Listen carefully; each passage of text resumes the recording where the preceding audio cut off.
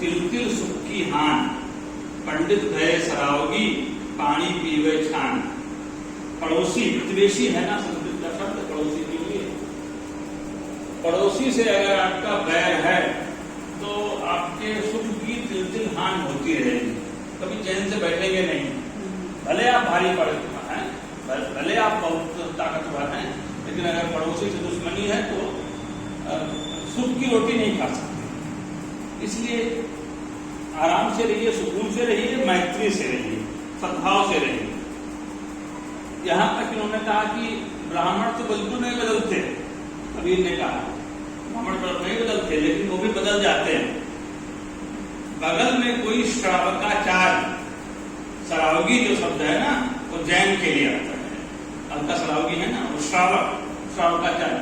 कोई जैन बगल में रहने लगे पंडित जी के, तो पंडित जी भी उनको देख देख करके छान करके पानी पीने लगते हैं।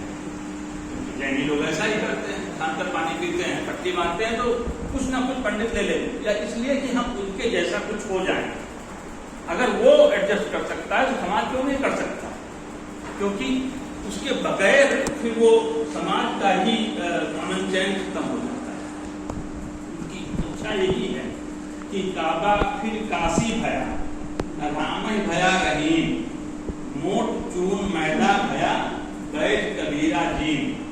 काबा को काशी बनाना है और राम को रहीम बनाना है, और तभी ये जो अनाज है ये आटा होगा और हम रोटी खा सकेंगे, उसके बगैर रोटी नहीं खा सकते।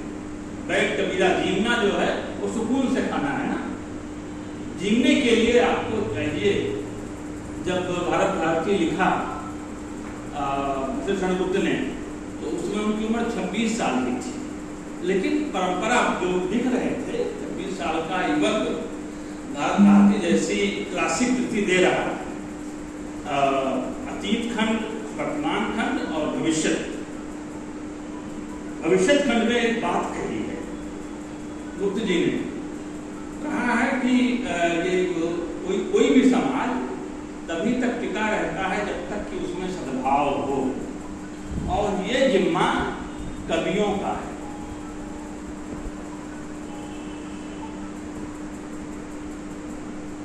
है कि सद्भाव जीवित रह नहीं सकते सुकविता के बिना, है अंध सा अंतर जगत कवि रूप कविता सविता के बिना, सद्भाव जीवित रह नहीं सकते सुकविता के बिना। जो मनुष्य का अंतर जगत है, जो उसमें इतना स्वार्थ, इतना कहें कि हिंसा भरी हुई है, रोज लड़ना पड़ता है, और कविता उसमें सहायता करती है, उस क्षुद्र आत्म से निकलने में बहुत मदद करती है कविता।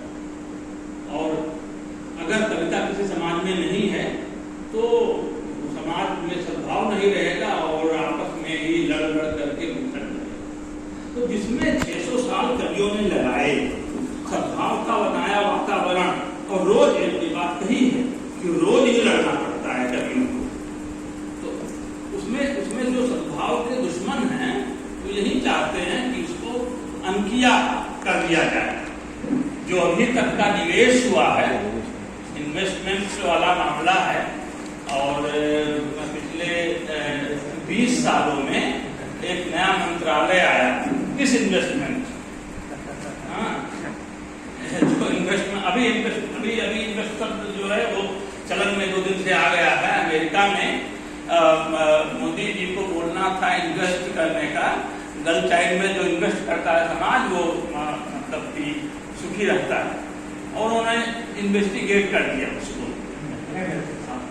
इन्वेस्ट को इन्वेस्टिगेट कर दिया और अर्थ का अनर्थ हो गए। तो लोग जो है याद करने लगे जब लोया वाली कहानी कि इस तरह से इन्वेस्टिगेट करेंगे तो क्या होगा। लेकिन तो निवेश हुआ है इसमें, मतलब हिंदू, मुस्लिम, बौद्ध, जैन ये सब साथ रह सकते हैं, सद्भाव से रह सकते हैं। कविता ने एक राह बनाई। 100 सिलसिले सूफियों के लिए मामूली छोड़ो, इनके 20 के आसपास सिलसिले हैं कृष्ण भक्ति के, और कृष्ण भक्ति आप जानते हैं ये भी याद करने की चीज है, क्योंकि कुछ समय से जब लग रहा है कि नहीं ये रिजल्ट हो जाएगा अयोध्या वाला, तो नया क्या कौन सा इलाका, तो मथुरा नया हो सकता है, जहाँ पर आप अपनी रोटी मतलब वो सेक सकते हैं,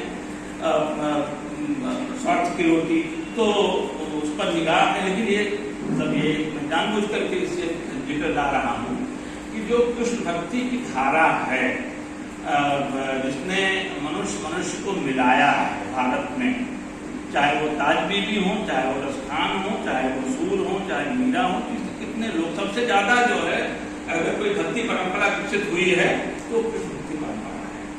पुराणकारों का भी बहुत ध्यान रहा है और कवियों का बहुत ध्यान रहा है। कृष्ण भक्ति में ये ताकत है कि वो सबको अपने में समेट सकती है। और आप जानते हैं कि ये कम से कम हिंदी में कृष्ण भक्ति का भी शुरू किससे होता है? शुरू होता है मलिक मोहम्मद जायसी से। मलिक मोहम्मद जायसी ने एक महाकाव्य लिखा, कान्हावत।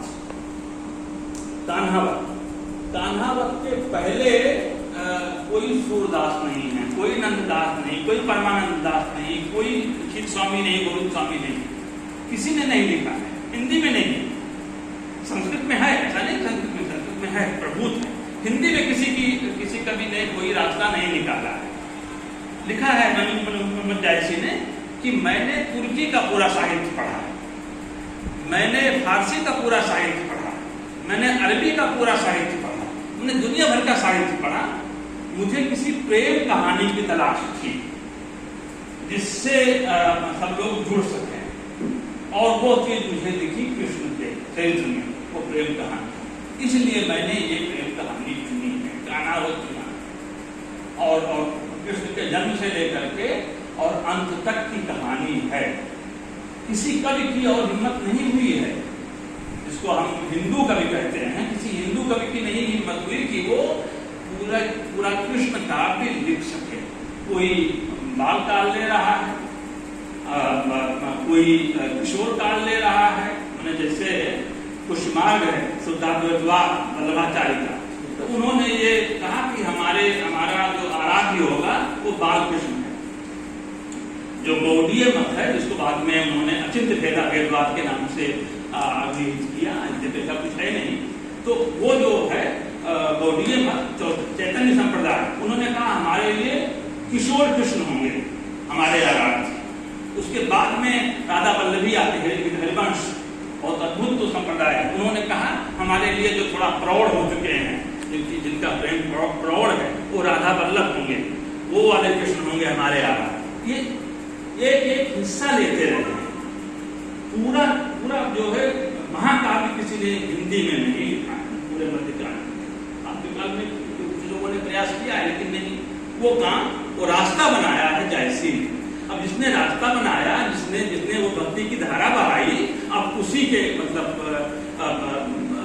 उसी को शत्रु बनाया जा रहा है।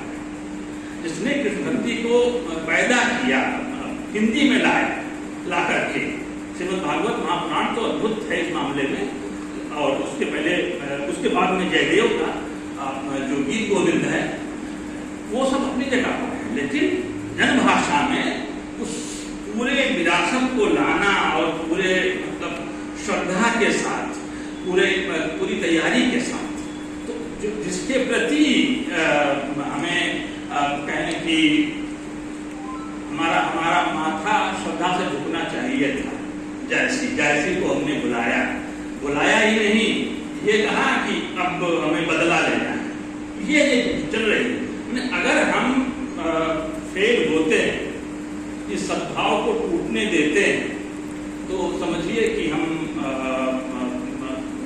600 साल का जो निवेश है उसके साथ धोखा कर रहे हैं, अपने समाज के साथ धोखा कर रहे हैं, अपने कवियों के साथ धोखा कर रहे हैं, कवियों के साथ छल कर रहे हैं। कवियों ने बहुत बड़ा योगदान दिया है। अभिज्ञान जो है ये किसी भी विद्या की का जिम्मा, पहचान कराना। भूगोल भी यही काम करता है, इतिहास भी यही काम करता है, दर्शन भी यही काम करता है, और जितने भी विद्याएं आप मान लें, और साहित्य भी यही काम, साहित्य एक विद्या है, साहित्य। लेकिन साहित्य का जो अभिज्ञान है वो भिन्न तरीके का है, और वो अभिज्ञान कराता है अन्याय का। शुरुआत वहीं से होती है, भाई क्रौंची रो रही है, क्रौंच मारा गया है, अब उसके रोने को मैं नहीं सुन सकता, बसंत सका गाय सुन सकते हैं, क्योंकि कवि के पास वो कान होता है, जो नहीं भूकंप आने से पहले कौन समझ लेता है, वो सुन सकता है।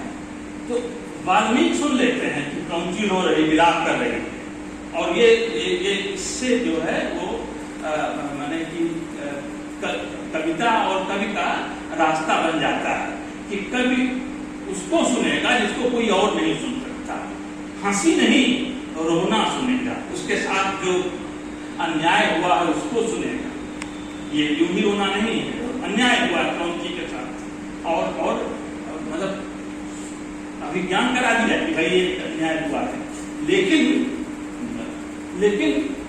ये जो अभिज्ञान है वो असल में आपको मतलब एक्टिव अभिज्ञान, आपको सक्रिय होना है, माने कि खुद वो कवि वाल्मीकि जो कविता उठती है, मतलब भारतीय कविता का जन्म वही होता है और विश्व कविता का जन्म भी आप मान लें, हालांकि वो फिर अलग तरह का एक भारत व्याकुल जो तबका है उसमें गिनती हो जाएगी, मैं उसमें नहीं जाना चाहता, तो मेरा इलाका भी नहीं है विश्व कविता में क्या हो रहा है, पहले कवि कौन थे, दूसरे कवि कौन थे, वो सब नहीं, लेकिन कम से कम भारत में तो शुरुआत मानी जाती है वाल्मीकि से, और वाल्मीकि जो उसके पहले वो ऋषि हैं, जब रोना सुनते हैं और रोना सुन करके उनके दिल पर उसका असर होता है, तब वो बनते हैं ऋषि से कवि, महर्षि से कवि बनते हैं। कवि बनते हैं तो पहला जो शब्द है कविता का, भारतीय कविता का, वो है नहीं, मां निषाद प्रतिष्ठा, तो मां शब्द जो है नहीं, जो अन्याय को ना बोल सके वही कवि। क्या बात, जो मतलब अच्छी बात, जिसकी शुरुआत हाँ बोलने से होती है उसको कवि नहीं माना जाता, वो चारण हो सकता है, वो भाट हो सकता है, वो और मतलब स्त्रोत काव्य लिख सकता है। कवि होने के लिए वाल्मीकि परंपरा में आने के लिए आपको अन्याय को ना बोलना पड़ेगा, आपकी जो करुणा है वो उसको सक्रिय प्रतिरोध करना चाहिए, जो भी आपके हाथ में है। उस पक्षी को वाल्मीकि दिला नहीं सकते, लेकिन जो भी कर सकते हैं वो कर दिया कि जब उनको प्रतिष्ठा ना मिले। अब प्रतिष्ठा के दोनों अर्थ निकालते हैं कि कभी शिकारी को इज्जत नहीं दी जाती, नंबर कितना भी तारीफ लोग कर लेंगे लेकिन इज्जत नहीं देते शिकारी को। दूसरा ये भी है, प्राण प्रतिष्ठा भी होता है, तुम्हारी उम्र लंबी ना हो, जल्दी ही तुम भी इस क्रौंच की रास्ते पर चले जाओ, ये भी एक अर्थ निकलता है। लेकिन जो भी है, जो वाल्मीकि के हाथ में है वो वाल्मीकि कर रहे हैं, ना से कर रहे हैं। तो ये है कि वहां से लेकर के और अभी तक की अभिज्ञान कराने का, अभिज्ञान शाकुंतलम का स्मरण होना लाजमी है। क्या है अभिज्ञान शाकुंतलम? कई तरह की पहचान कराई गई है, तो उसका मंगलाचरण ही है अभिज्ञान शाकुंतलम का। वो क्या कहता है, ये जो 8 शक्तियां हैं, या सृष्टि ससुराध्या भाग विधोतम या अवलिया होत्री, ये सूर्य चंद्रमा आकाश धरती, यही असल में यही ईश्वर है। प्राकृतिक शक्तियां ही प्रत्यक्षाभि अष्टाभि, ये 8 जो दिखाई पड़ने वाली शक्तियां हैं, यही ईश्वर है और यही आपकी रक्षा करें। अगर आप इनकी रक्षा करते हैं तो ये आपकी रक्षा करें। एक तो ये पहचान भाई ईश्वरीय है हमारे लिए, हमारे लिए ईश्वरीय है। कुछ लोगों ने कहा और ठीक कहा कि ये उनके लिए शिव के 8 रूप हैं, शिव इन रूपों में व्यक्त होते हैं। लेकिन मतलब जाहिर सी बात है कि कालिदास इन प्राकृतिक शक्तियों को मान रहे हैं कि ईश्वर यही है, और अगर कुछ ईश्वर नाम की चीज है तो, लेकिन वो नहीं। ये तो बहुत वैसी बात हो गई। 5वां जो सर्ग है अभिज्ञान शाकुंतलम का, जिसमें गई हुई है, मतलब 4थे सर्ग में भेजा है कर्ण ने, कश्यप ने शारदो और शारदोत के साथ में गौतमी भी हैं कि भाई इनको छोड़ आओ शकुंतला को उनके पति के घर दुष्यंत के यहाँ। तो 5वें में वही छोड़ने, अब वो बहुत खास तरह का अवसर है।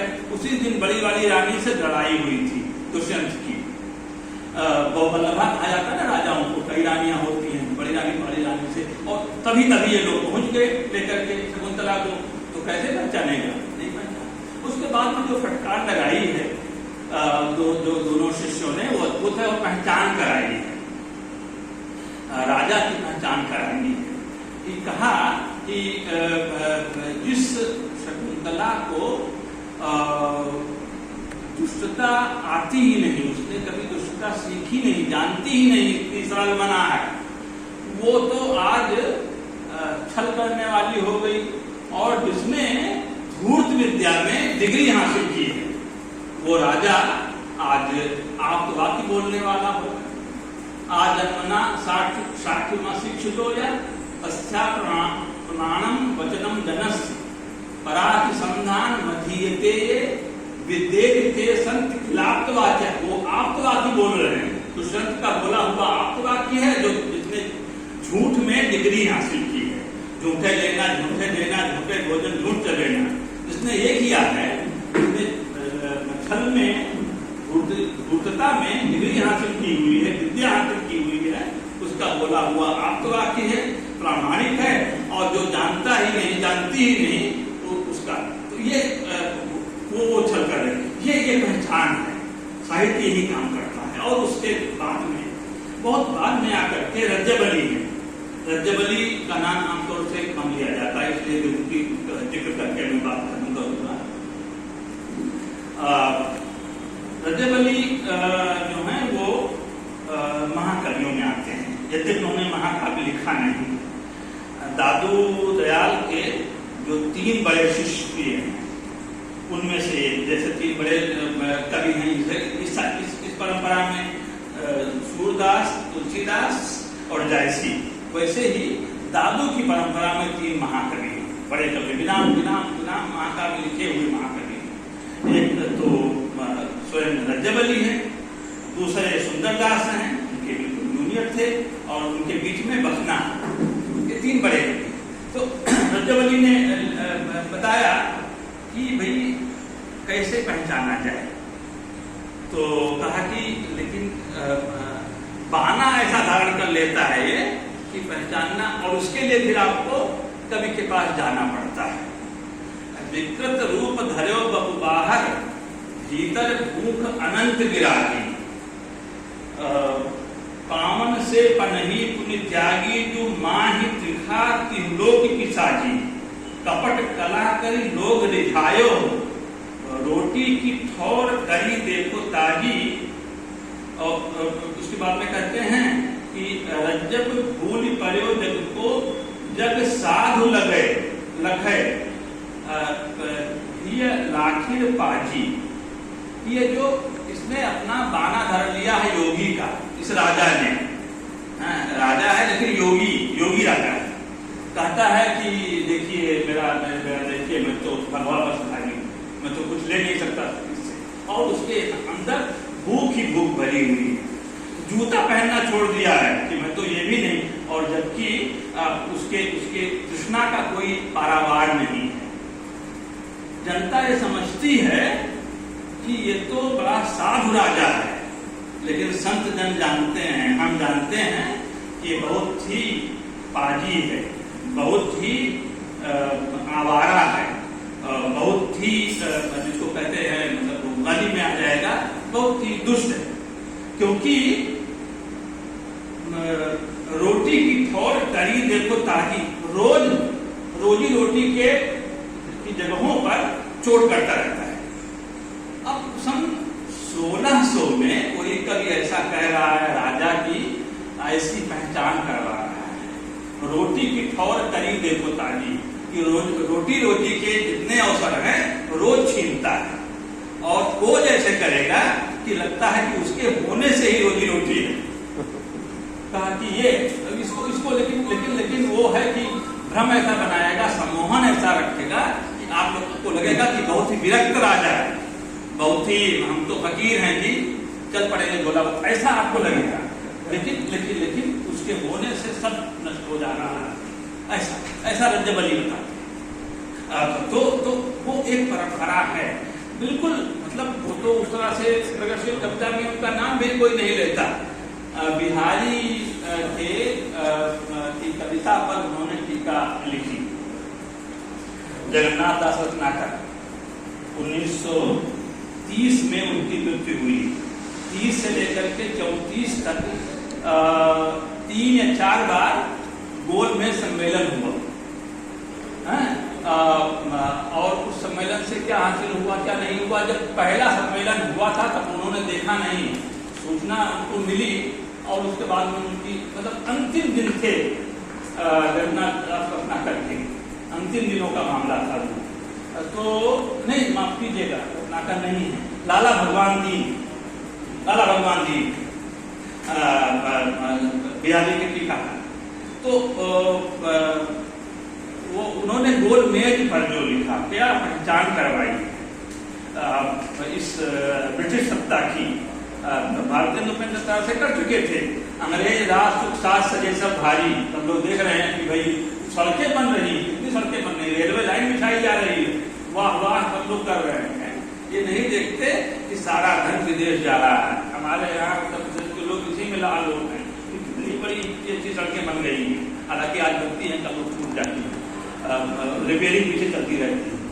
लेकिन वहाँ पर तो ये है कि बड़ी मतलब सड़कें बिछा दी गई हैं, रेलवे लाइन बिछा दिया गया है, बहुत लोक कल्याणकारी राज्य है, ऐसा लोग कह रहे हैं। तो लाला भगवान दीन कहते हैं, दीन जी उनको सब कहते थे कि इसको देख करके आप कोई भ्रम मत पालिए। भारतेंदु ने लिखा, पैधन विदेश चली जा की है अति पारी। ये काम है कवि का कि ऊपर से आप देखेंगे कि चकाचौंध है कि बड़े बड़े जो है मार्ग बन रहे हैं और रेलवे लाइन बिछाई जा रही है, लेकिन धन सारा देश से जा रहा है। यहाँ पर भगवान जी कहते हैं, उसके बाद उनके बीच में एक दूसरे कवि भाषा के कवि हैं, क्या उनका नाम है, क्या कुछ नाम है। उन्होंने कहा कि ये जो सत्ता है, ब्रिटिश सत्ता है, वो तो ऐसे सबके मन मनसिज है, धरा न काहू धीर सबके मन मनसिज है। तो वो जो है इस मनसिज ने सब पर अपने सम्मोहन का ऐसा पर्दा डाला है कि कोई समझ नहीं पा रहा है। लिखा कि इस तरह की उपाधियां देता है, इस तरह के सम्मान देता है। राय बहादुर तो समझ में आता है, राय बहादुर फलाने को दे दिया, सर उपाधि दे दी सुरेंद्र रघुवंशी को, और सुरेंद्र रघुवंशी बहुत प्रसन्न है कि देखिए लाट साहब ने हमको सर कहा। लेकिन इसके अलावा उनसे जो बड़े, उनसे भी बड़े जो हैं लॉयल, उनको क्या है, वो FCRI SIR फलाना धमाका, फुल फॉर्म को जानता नहीं, लेकिन गदगद हो जाते हैं लोग। एक इलाके में एक जमींदार को दे दिया, पूरा इलाका जो है वो मुरीद हो गया। तो KCSIR व्यर्थ का कुछल्ला बांध, पल्ला खोली लोगों का करोड़ों धन ले गए। कुछल्ला नाम के बाद में लगाते थे लोग कि फलाना है KCSIR, तो नाम नहीं मालूम है, लेकिन अंग्रेजों ने दिया है कुछ न कुछ बड़ा मतलब गौरवशाली इसका अर्थ होगा ऐसा। तो KCSIR व्यर्थ का कुछल्ला बांध, पल्ला खोली लोगों का करोड़ों धन ले गए। बाकी जो बचे छल छंदन में लंदन में जाए, छल छंदन चले गए, दायते बचे ये विचित्र से दिल्ली लोग, मित्र हुए दिल्ली दरबार में चले गए।